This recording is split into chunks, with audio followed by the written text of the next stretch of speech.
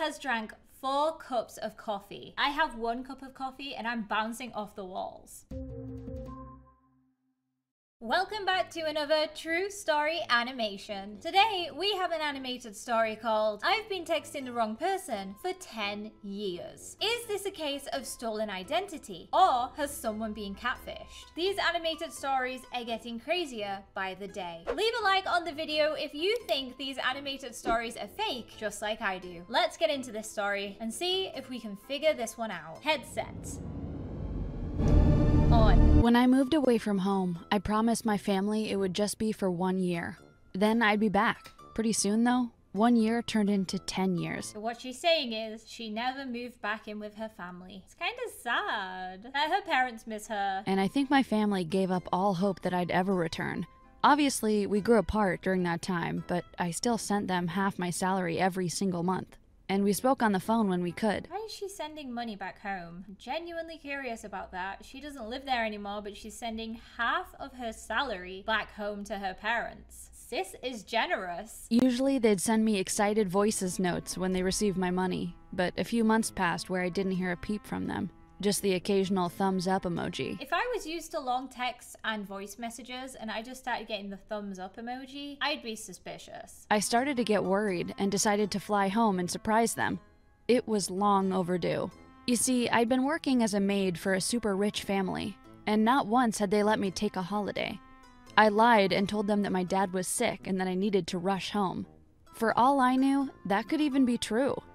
I expected them to tell me to go straight away, but instead, they told me I couldn't leave. Wow. The world's worst bosses right here. She's telling them her dad is sick and they're not letting her leave work? Girl, I don't know if you want to stay working for them. They don't sound like very nice people. And that if I dared to, they'd fire me. So, I got fired. They gave me 1 hour to pack up all my stuff, say bye to the kids, and get out. That is so sad. If she's gotten to know these children and now she's never gonna see them again, then I understand why she's crying right now. Poor girl. I couldn't believe it.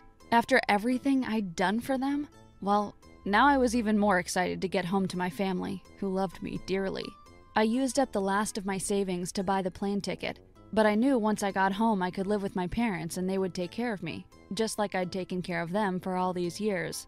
Except when the taxi pulled up outside my parents' address, something didn't seem right. My dad loved gardening, but the garden looked like a wreck.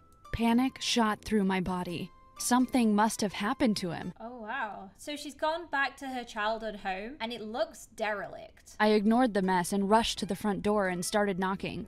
I knew no one was in because the house was in darkness. I decided to just try the door in the hope that it would open, and wow. It actually was. This must feel like a living nightmare. I can't imagine going back to my childhood home and it looking like a haunted house. I walked right in and I'm not joking, it smelled like someone had died in there. I covered my nose and ran into the other 2 rooms in the house, but the place was deserted. Then I heard a shuffling sound and my heart froze. My parents were still here after all. I turned around and said, "Surprise, I'm home!" Except instead of seeing my parents standing there, I was face to face with a huge, hairy guy. Who is that? Hello? You're not dad. You're not mum. Guys, this is really creepy. And he looked more shocked than me. I screamed and asked what he was doing in my house. And before I could say anything more, he started running. "Hey, I'll call the police!" I screamed. And that got him. He stopped running and came back up the path. Then he laughed and said, "Ain't nobody lived here in months, sweetie. I moved in when I saw the place was deserted. Finders keepers, right?" Did he say a month? Is a month really enough time for the house to look like that? Or is he admitting that he's destroyed the place? I couldn't believe it. Where were my parents? I had a really bad feeling. Had they just abandoned me? I looked around the room and noticed there were some envelopes lying on the table. They had my handwriting on them, and they were empty. The guy saw me looking at them and said someone had been sending money to the house, and how sweet it was of them. This couldn't be happening. I had to get to the police. My parents could be in danger. This guy has been taking half of her salary this entire time. It was meant for her parents, but it's gone to this squatter. I would cry. Oh my goodness. The guy said he had to go run an errand, and I don't know why, but I decided to look around just to make sure my parents weren't tied up somewhere. Clearly, I'd been watching too many horror movies. The place was filthy. But seeing as I'd spent the last 10 years as a maid, I got to work and started cleaning the place. No way. She started tidying the house. She has no idea where her parents are, if they even live there anymore, or if they're even alive, and she's decided to clean the place. Is the homeless guy gonna come back? Hours later, the guy came back, and as soon as he was inside, I asked him what he knew. He said he'd never even seen my parents, and that this place had been empty when he moved in. I didn't believe him at all. He looked scared and pulled out his phone to call the police. "Hey, that's my dad's phone!" I shouted at him. Then he looked at me and said, well, it was here when I moved in, so I just sort of claimed it. It sounds like the parents up and left in a hurry to leave your mobile phone behind. That is super strange. Unless something suspicious is going on and something bad happened to the parents. This poor girl. But I didn't understand. Why had he been replying to me then? I asked him about the thumbs up emojis, and he said he was just being polite. And then he said, "Oh, so you're Anna then. Thanks for the money, doll. You've been a real help. We call you Anna the Angel around here. Very sweet of you." This was too much. I tried calling my mom's number, and suddenly I heard a phone ringing. "Oh, I didn't think Margot was here," the hairy guy said. Then he dug around in a sleeping bag and pulled out my mom's phone. I gave up. I'd just have to go to the police. So has it been a month, like the guy said, or has it been 10 years? Because both of those, are quite a bit different. Her parents have been missing for 10 years. She didn't think to come and see them before this. She didn't think to try and get a hold of them. What is going on? I was too scared to call them in front of this guy, so I told him I'd go try to find my parents and I'd pop back around soon.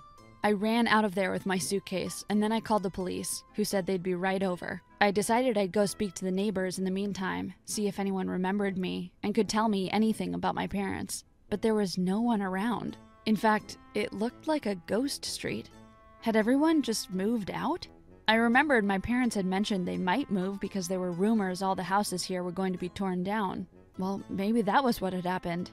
Maybe they just moved? But why didn't they tell her? You'd like to think if your parents were moving away that they'd at least let you know, right? The police arrived 30 minutes later, and they went into the house to have a word with the hairy guy. After a while, they came back out and said this whole neighborhood was due to be torn down any week now, so those squatters could do whatever they liked. "But it's my house," I said. The policeman looked bored and said I could come down to the station and file a proper report. The whole time I was freaking out, though. Why wouldn't my parents tell me if they moved? This made no sense. That's exactly what I was saying. This story makes no sense. Kinda like all of the other animated stories that we watch. None of them make sense. When we got to the station, I told them my name. They typed something into their computer and looked up at me, confused. "Sorry, ma'am, but it says here you live abroad?" Duh. But I was back now, and I didn't have time for this. Oh, right. Okay, they're checking her details, and they see that she didn't live in that house. So he's confused at why she said it's her house. It wasn't your house, girl. It was your parents. I asked them to at least help me find my parents, and when I gave their names, they said they'd left the country a couple of months ago, and therefore they couldn't help me. I made quite a scene, and eventually they asked me to leave, or they'd have to call the chief police officer. I'd been gone so long, I didn't know what to do. My parents could be anywhere by now. I wonder if the parents have tried to find their daughter and move to where she lives now. I don't know why they didn't tell her. Maybe a surprise. I'm genuinely curious. And why hadn't they told me they were going traveling? I felt kind of annoyed. They should have been using the money I sent to look after the house, not go traveling. No wonder the house looked horrible. I walked the streets for a bit before finding a little cafe. I was starving and exhausted, so I flopped into a seat by the window and just ordered coffee after coffee while I tried to figure out what to do. This girl has drank 4 cups of coffee. I have 1 cup of coffee and I'm bouncing off the walls. How does she do that? Eventually, the manager came over to me and said they were closing soon. I drank up and was getting ready to leave when I heard someone screaming. I looked outside and there was an old woman by the window, staring and pointing at me. Is that her mum? Has she aged so much that she doesn't recognize her anymore? I quickly went out to see if she was okay, and she started praying and shaking her head. "The ghost of Anna is here. Oh Lord, why?" She kept muttering to herself over and over again. I wonder if this lady knows her, but thinks she's dead for some reason? Why would she think that? And then I recognized her. It was my grandma's best friend. My grandma had died when I was little, so we'd lost touch with her over the years. I tried to calm her down and told her I wasn't a ghost, that I was alive, and I needed her help. We found a nearby bench, and she was honestly shaking.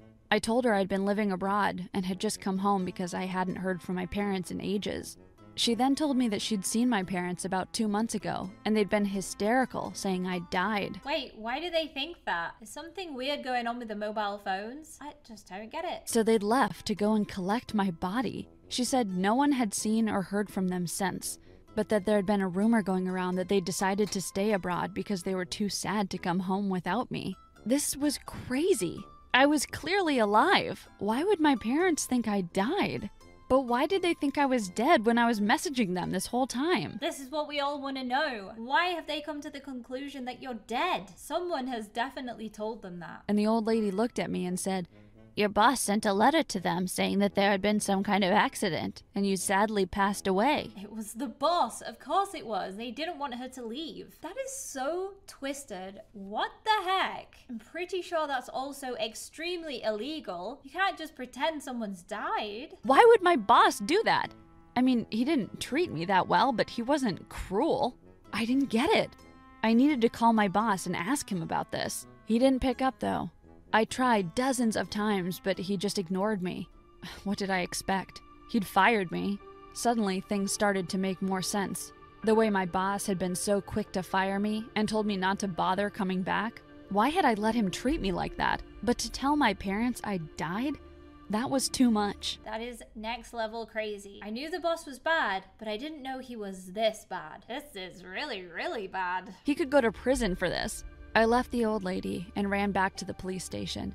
I told them the whole story, and then I gave them my boss's number and asked if they could call him to see if my parents had been in touch with him. They could see I was getting frantic, and finally they started to take me seriously. The chief assured me that they'd do some investigating, and then I gave them my number and hurried back to my parents' house. I wanted to ask the hairy guy some more questions. As I ran home, I couldn't stop thinking about my boss. How could he do this? How could someone do that? It's just so wrong on so many levels. Making parents believe that their child has passed away? You can't get crueler than that. My poor parents. From a distance, I noticed the hairy guy was sitting outside with a woman who I assumed was Margot. Luckily, it was dark by then, so I managed to walk along without being seen. They were chatting quite loudly, and what they said shook me to my core. To be honest, I ain't sure she believed what I was saying about us being squatters. What if she figures out her parents left the country because they thought she died? We need to get on the run again.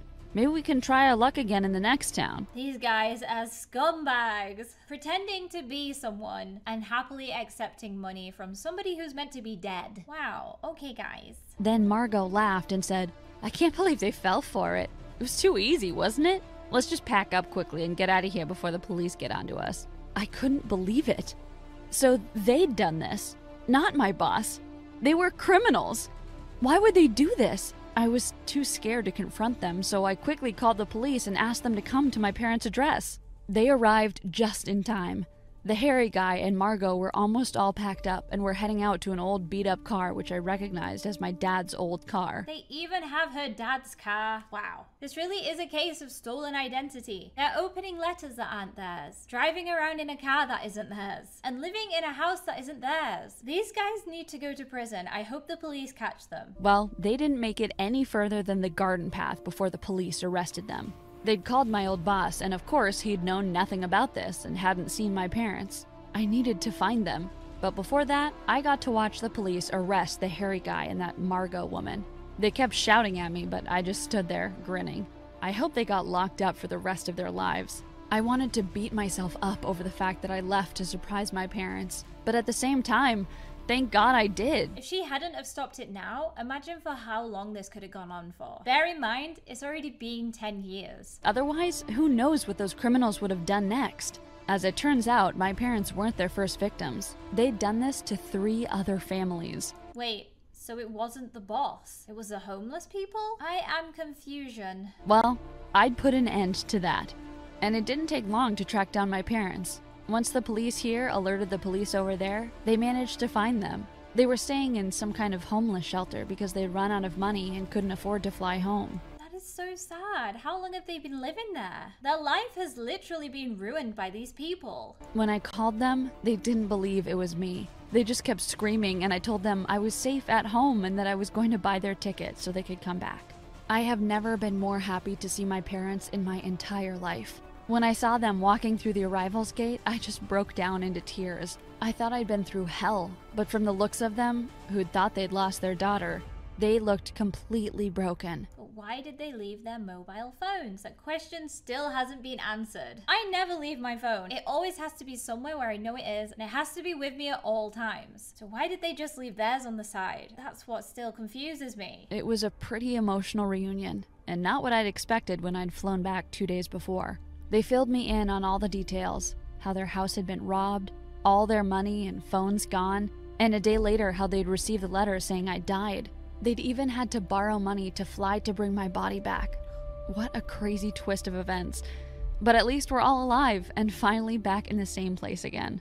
I don't plan on leaving them ever again. Wow. That story was super sad. I'm glad it had a happy ending though, but I'm confused about the phones and the fact that the house is due to be knocked down anyway. So why are they back living in it? Okay. Anyway guys, if you did enjoy this video and you would like to watch another one, click here and let's go watch it together.